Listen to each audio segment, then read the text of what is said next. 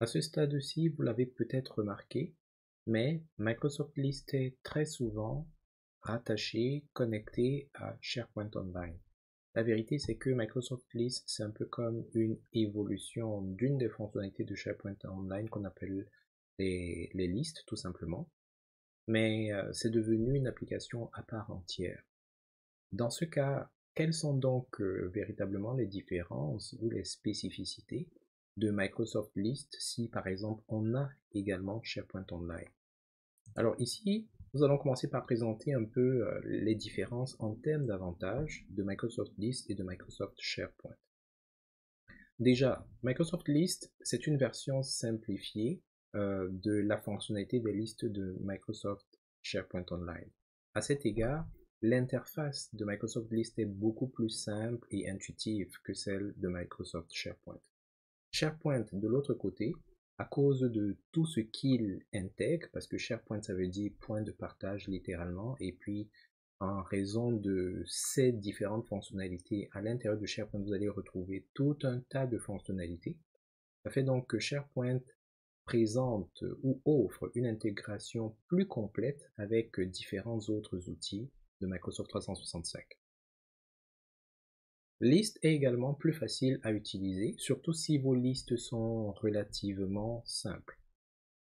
SharePoint de son côté, lui, il va être plus puissant, plus efficace si vous souhaitez effectuer des collaborations en temps réel avec plusieurs membres de votre équipe professionnelle. Si vous êtes dans un environnement personnel, SharePoint sera peut-être un peu surdimensionné. C'est pas impossible de l'utiliser, rien ne vous empêche de le faire, mais ce serait peut-être un peu gros. List on peut y accéder rapidement et de manière relativement directe grâce aux différentes applications, que ce soit l'application web ou les applications mobiles. SharePoint, de son côté, lui va vous permettre de centraliser non seulement la gestion des informations comme le fait List, mais en plus la gestion des documents, parce qu'il a tout un système de gestion documentaire, si on peut parler de gestion documentaire, avec les bibliothèques de documents, et je ne rentre même pas dans tout ce qui est autorisation, privilèges, gestion des utilisateurs, c'est beaucoup plus complexe au niveau de SharePoint Online. Et pour finir, on va dire que SharePoint Online en particulier a des options de personnalisation qui sont beaucoup plus avancées. Il y a d'autres mécanismes ou alors d'autres fonctionnalités qui vont vous permettre de mieux utiliser, mieux exploiter encore vos listes. Je pense par exemple aux pages. Vous pouvez au sein d'une page combiner plusieurs listes, les afficher de manière agréable et interactive. Ça, c'est quelque chose que vous ne pouvez pas faire avec Microsoft List. Vous avez vos listes. Vous pouvez à la limite peut-être communiquer entre elles, mais vous n'aurez pas nécessairement une interface sur laquelle elles sont toutes rassemblées et où vous pouvez les visualiser et interagir avec. Passons maintenant au niveau des inconvénients. Au niveau de Microsoft List, comme on l'a un peu dit par la bande tout à l'heure, vous avez moins de fonctionnalités de collaboration parce que Microsoft List tout seul est un peu perçu comme une solution personnelle de gestion de l'information. Donc, on suppose que c'est vous, même si vous êtes au sein d'une entreprise, qui créez vos listes pour certaines choses, tandis que lorsque vous êtes dans SharePoint Online, par défaut, les listes que vous créez sont pensées pour être utilisées à l'intérieur d'un département, à l'intérieur de toute une organisation, etc. Donc ça fait que les fonctionnalités de collaboration sont moins présentes dans Microsoft List. Dans SharePoint, parmi les inconvénients, on peut dire que en raison de toutes les fonctionnalités qui se retrouvent dans le système, ça peut être un peu compliqué à configurer, surtout si vous êtes débutant. Maintenant, si vous êtes débutant et que vous avez un administrateur SharePoint qui se charge des configurations et que vous êtes juste un utilisateur, un alimenteur de ces informations, ça c'est différent. Mais si c'est à vous que revient la charge de concevoir, de penser, de mettre en œuvre, de connecter, ça peut être un peu complexe. List n'a pas d'intégration native avec d'autres outils de gestion de projet. Alors je parle au moment de faire la capsule, nous sommes en fin d'année 2024, il n'est pas exclu que d'ici quelques mois, Microsoft bonifie davantage les interactions possibles avec Microsoft List, mais au moment où on parle, ce n'est pas encore le cas. Par contre, SharePoint a la possibilité de le faire.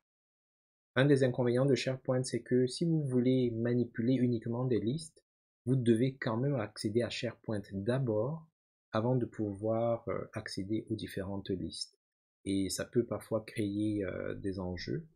Parfois, si les droits ne sont pas offerts, ne sont pas configurés normalement, ça peut être vraiment une cacophonie fantastique.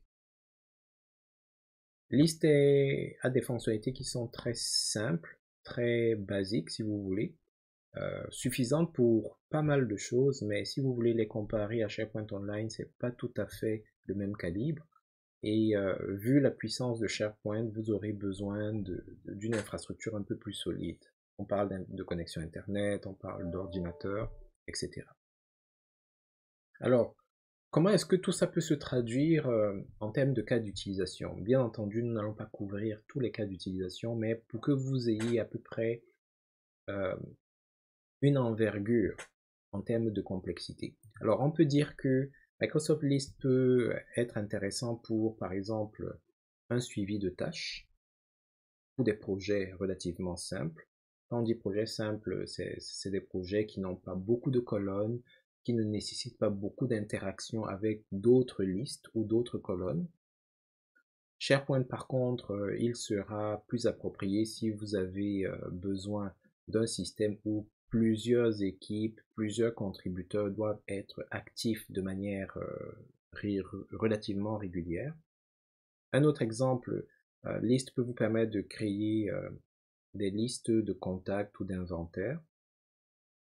Mais si jamais vous avez besoin de plus de puissance, SharePoint serait le bienvenu. On pense par exemple à un suivi de demande de service et des tickets d'assistance.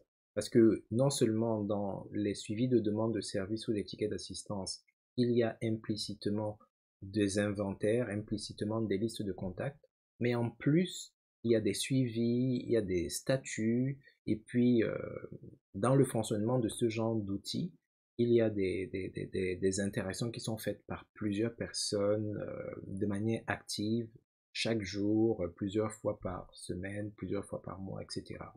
Donc, SharePoint sera plus approprié pour un système de cette envergure.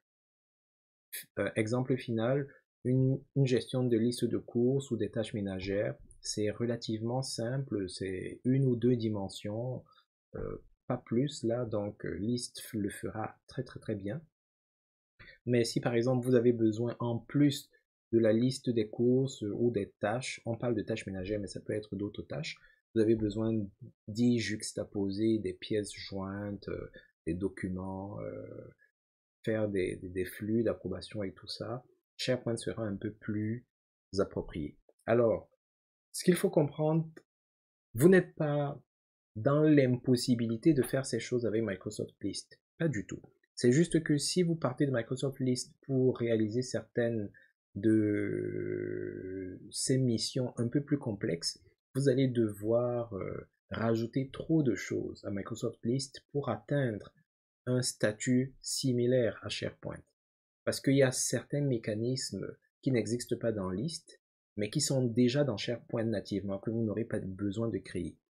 Donc, si vous avez de l'énergie, si vous avez de la créativité, sentez-vous libre.